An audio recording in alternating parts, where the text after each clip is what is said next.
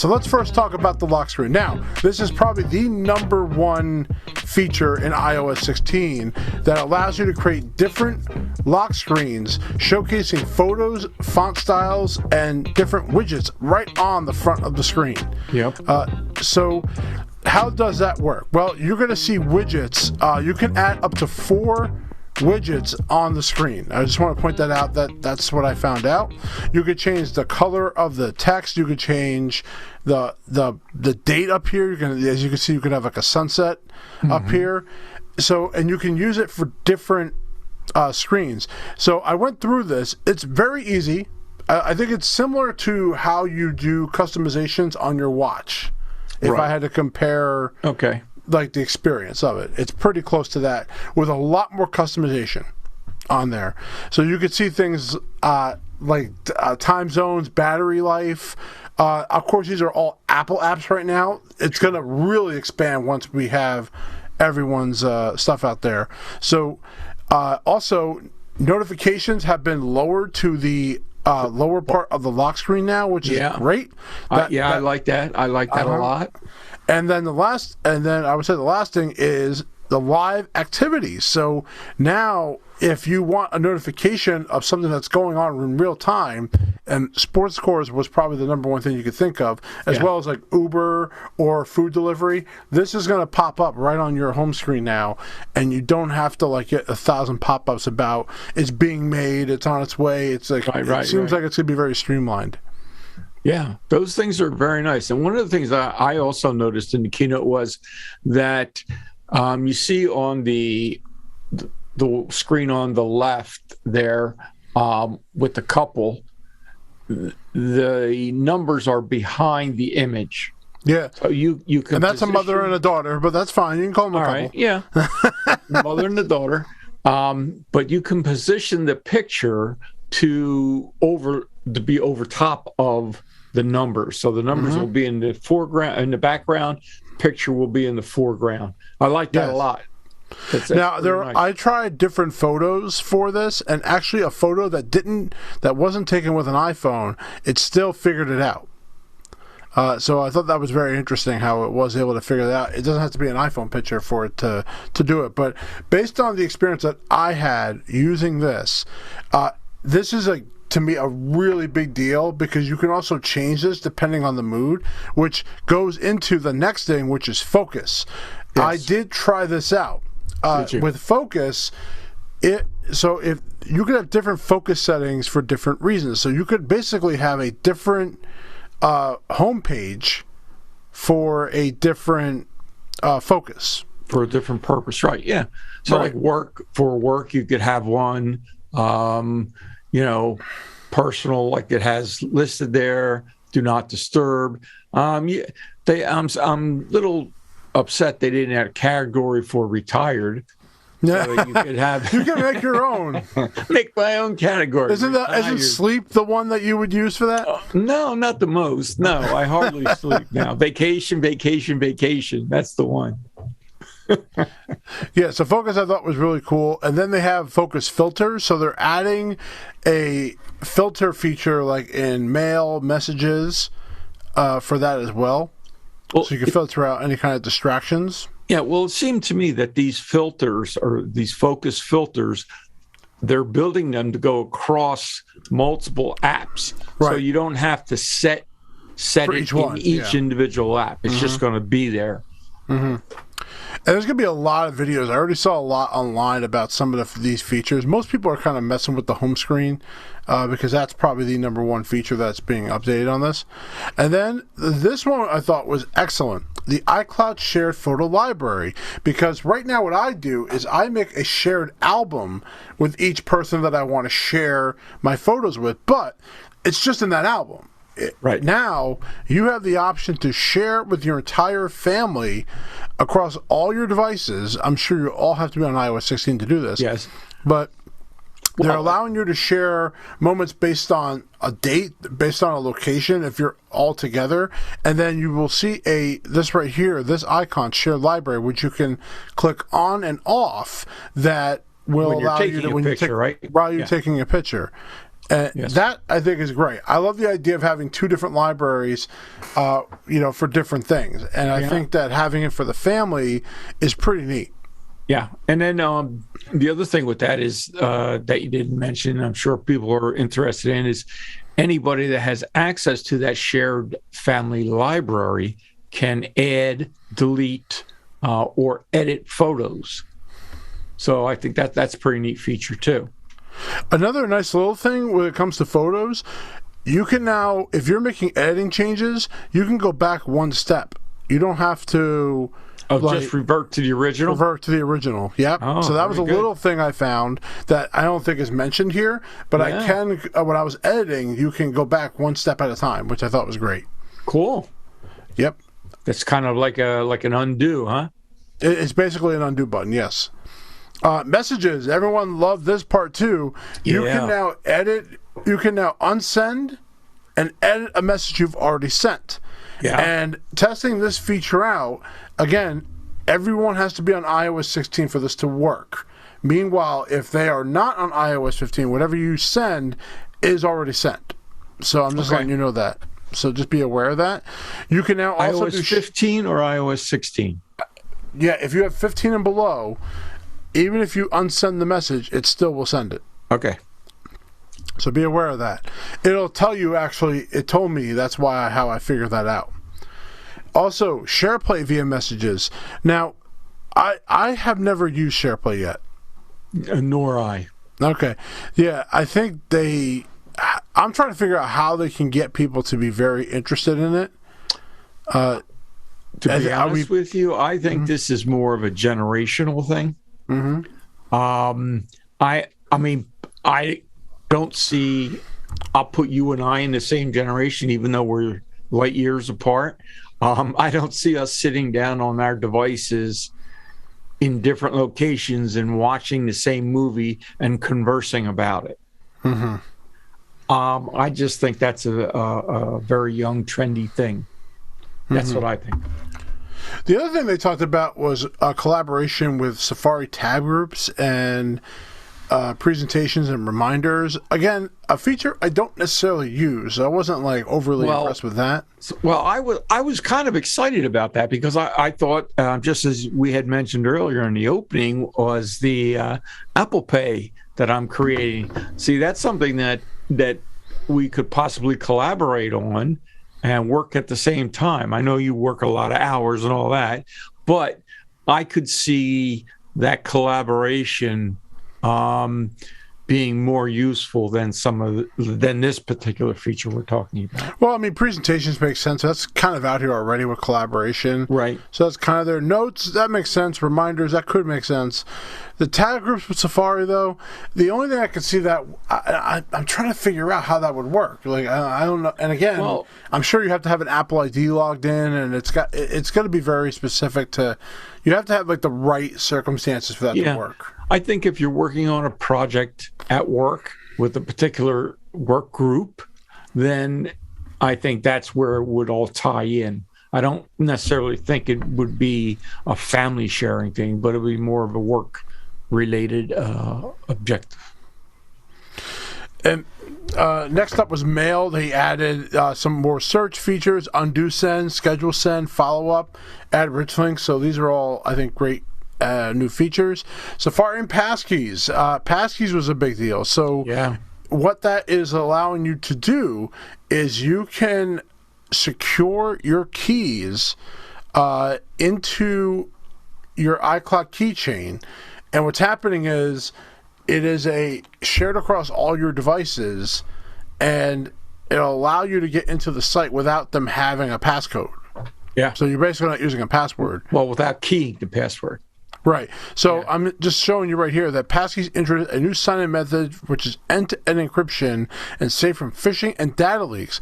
This makes passkeys stronger than all common two-factor authentication types. It also works for non-Apple devices as well. So, okay, so it will. I think that's something they're trying to do. I think they mentioned they're trying to do that. But passkeys is the future. I definitely agree with this being the future. Yep. Yeah.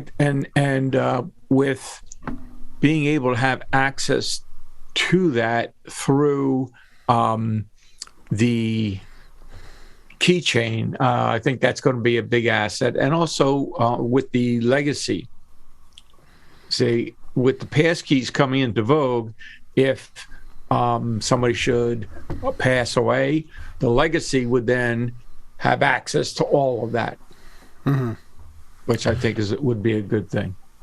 And then you have shared tag groups. I think this is great, again, when you're planning a trip. I think that's a great idea. Like, this is something I would probably use with other people. It just like if you're going somewhere and trying to gather articles and, you know, messages and stuff like that. Yeah, important things to do when you get there. Yep. This is one of the best features I've ever seen. You can actually lift a subject directly out of a photo and send it to somewhere else. Yeah. So I tested this out. Yeah. And it doesn't matter if it's an iPhone photo or a photo from 1943. It is able to copy whatever you hold down your finger on the device, on the subject, and then this glow appears around it. And then there's an option for copy and share. And it's darn accurate. It's amazing. Yeah, I saw that and I thought, oh, that's going to be interesting. So, yeah, because anybody that, like, Photoshop-wise, this is an amazing, like, less work you have to do. Now, does it delete it from the original photo? No, you're just copying it. Remember, there's a copy and a share, not a cut. So just remember that. But it's pretty darn accurate. That's cool. And then, live text for video. I've wanted that because there were situations that I saw something and I couldn't grab it. That was like one time I had that, and I was like, oh, you know, you got to take, instead of taking a screenshot. So I don't even think a screenshot even really. I mean, you could do that. Explain to us what this does and how this. So works. It allows you to pause a video on any frame, grab and copy text on that frame, and share it. So Code is the best example they showed. Oh, okay. For that. So instead of it being just a picture, you could do that. Another live text add-on is conversion. This is awesome. Yeah. Imagine going somewhere you've never been and you see in Europe or Mexico and you want to be able to convert right on the fly. Yeah. That is really cool. And you just do that via the camera, right? Yep. That's pretty cool. All right, and then you can run shortcuts with Siri as soon as you install an app. So if the apps have to be on top of that, regarding that feature, dictation, you could finally have the keyboard available to you while you are saying what you're saying, which is awesome. I tried that out. That took a little bit of time to get used to. Also, it's supposed to be able to put cursors, it's supposed to be able to do periods, exclamation points, commas, punctuation, which it did do for some things. I didn't see it for everything, but it definitely works. It just took me some time to get used to it. Well, I've always loved dictation. I a lot of times people would come in. You are a dictator, after all. Would come in and complain that, you know, it takes them so long to type a text message. And I said, well, why are you typing it? And they go, what do you mean? And then I would demonstrate the dictation to him. I said, listen, it's not perfect, but it's definitely 80%. And a lot of people really said, wow, that's really good. I'll have to try it. And the more you use it, the better you get to understand how it works. And like in here, I think didn't you have to say comma and then the next word? That's right. Period. If you say period, then it'll drop 2 lines or new paragraph, and it'll go to a new paragraph. So the dictation is pretty good. I always like that in the prior editions. I always like Xevia too, non-sponsored, of course. So. Oh, maps. I liked what they did here too. This is great for me. This is good because when I go to wedding gigs, sometimes I go to like multiple locations. Yes. So having the multiple stops set up routing is going to be great. I love that a lot. Yeah. And then you have the transit cards and fares in maps, so now you don't have to leave the app. You can actually see the cost of your trip before you go anywhere. I wonder if that's going to work for, I guess, in that tolls, would that count? I don't know if tolls are going to do that. No, because most tolls are going to have to be with Easy Pay, your Easy Pay device on your car. Right. But I immediately thought of you on this when they were talking about this because, like you said, when you're doing something, you have multiple stops. You have the bride's house, the reception, whatever it may be. Yeah, this was great. That's because what I've been doing is I just copy and paste in the calendar each item, where I can set this up ahead of time, and I love that. Yeah, and then you can also add monies to a transit card right from within the app, which I thought was pretty handy. All right, and then Apple Pay is next, and this is great where you can. This is cool. I wonder how cool. Now there are people already doing this within their own platform, but not where Apple takes care of it. And on top of it, all your orders are tracked. I guarantee you Amazon's going to do nothing with this. I guarantee it. Yeah. But if you order from multiple sites where Apple Pay, I think, is available, I think that's going to work with it. Sure, because I think those vendors are going to say, hey, you know what? I'll just let Apple take care of the tracking. Whereas I don't know if a vendor has to pay additional monies to, say, UPS or FedEx for the track, or even the United States Postal Service for that matter. But I thought that was pretty good. I liked the fact that you could delay payment into 4 equal payments at no interest. Yep. That's pretty cool. Yep, I love that. You could share hotel room keys, and you can for identity. You don't have to tell them your exact birthday. You can just tell them you're over 21, which is great too. Yeah. Yeah. The Home app has been rebuilt, which thank God, because I think that needed an overhaul. And hopefully, when Matter is supported, it looks like it's coming soon. Because I do have a Nest that is obviously not in HomeKit. Right. That I really want it to be, as well as all my cameras that I have connected here.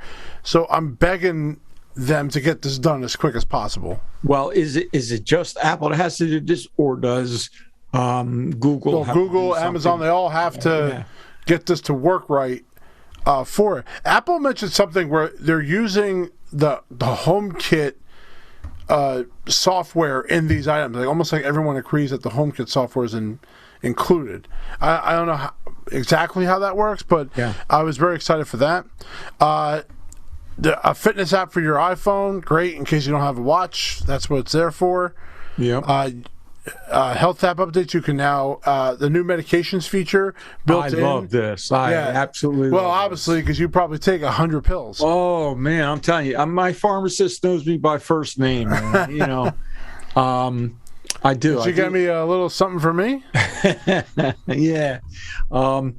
What I like about that is I'm already using another app to track all my medicines and to say when it's time to reorder. And sometimes you could set up like an alarm to say, oh, don't forget to take your medication at 9 o'clock or 8:30 at night or whenever it is.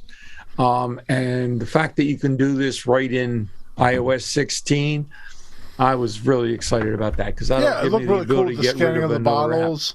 It'll know like what drugs like together are not the best idea. Yes, the interactions are very good. That's important.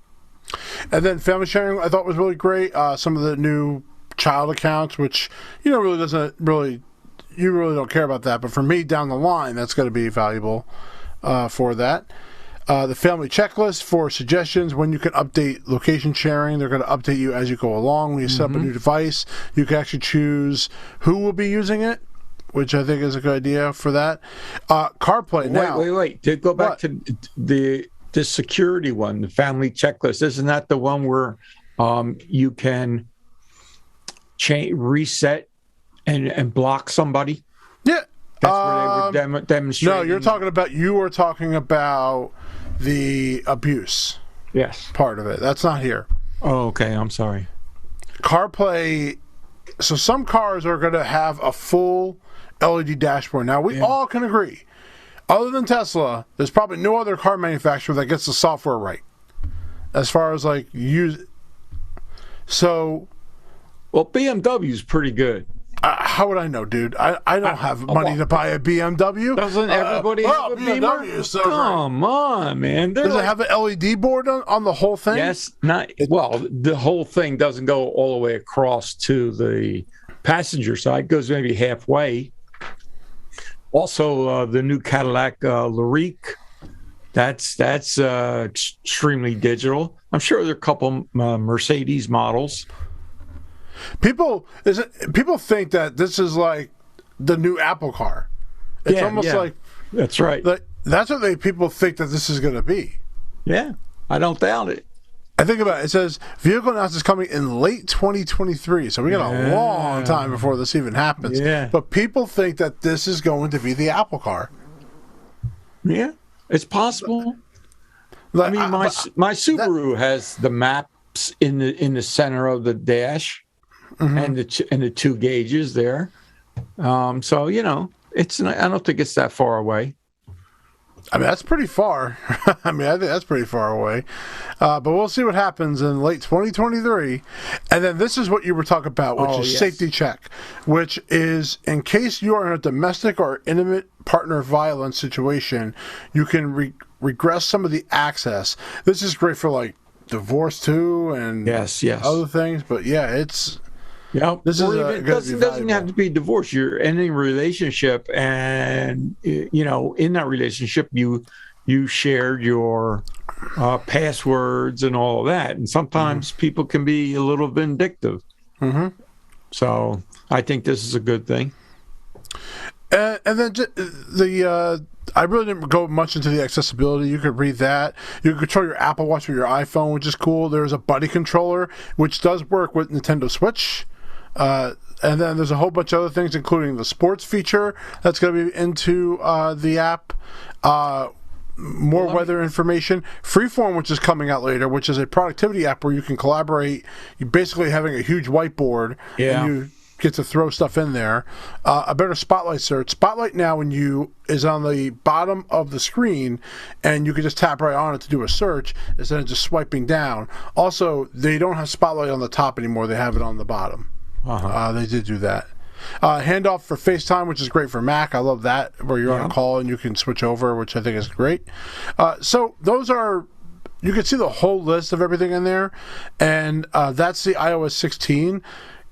This is a great addition. I feel like there's a lot of useful things in here, where a lot of times Apple will just come out with random, like I remember that one year, Messages was like 20 minutes of like a bunch of random stuff that was not necessary.